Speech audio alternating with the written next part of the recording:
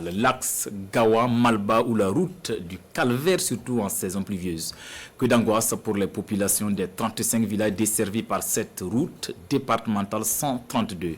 Les braves valides de la localité décident alors de s'assumer. Vous les verrez à l'ouvrage dans ce reportage de Oumarou Sagnon et Fortuné Olo Christophe-Da.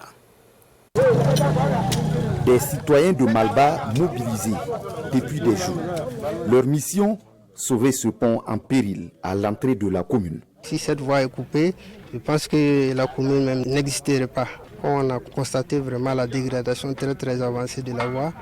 On a donc jugé bon de voir donc avec la population pour donc réparer la voie. Ça, en tout cas, je ne vais pas mentir, l'état de la voie là n'est même pas assez bon. C'est très risqué même d'abord. Bon, il va falloir que tu passes tout doucement pour pouvoir passer. Ce pont est sur la route départementale 132. Elle relie la commune de Malba à Gawa, chef-lieu de la région du sud-ouest, à 40 km de là.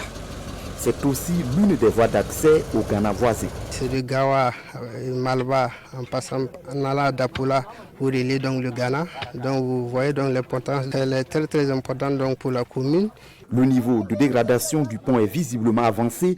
Les conducteurs n'ont plus qu'un espace de 2,80 mètres pour manœuvrer. C'est largement en dessous de la norme, 7 mètres 10. Le phénomène se répète chaque saison des pluies.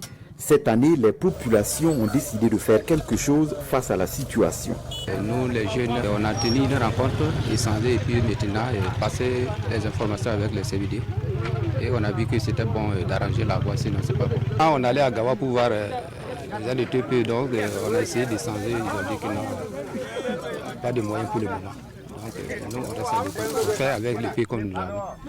Comme nous sommes aussi dans une transition, on pourrait dire que bon, les moyens sont limités, donc il va falloir que la communauté aussi se batte pour en tout cas l'essor de l'aire commune. Pour ces populations, l'État est incapable d'intervenir à cause de la situation sociopolitique.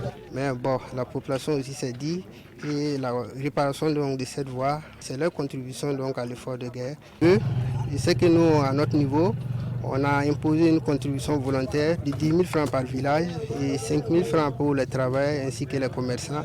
Et chacun, en tout cas de ce côté, en tout cas, a pu mobiliser quelque chose. Il a aussi demandé aux usagers de la route une contribution volontaire aux heures des travaux qui concernent aussi le bouchage des trous qui se forment sur la route à force de ruissellement.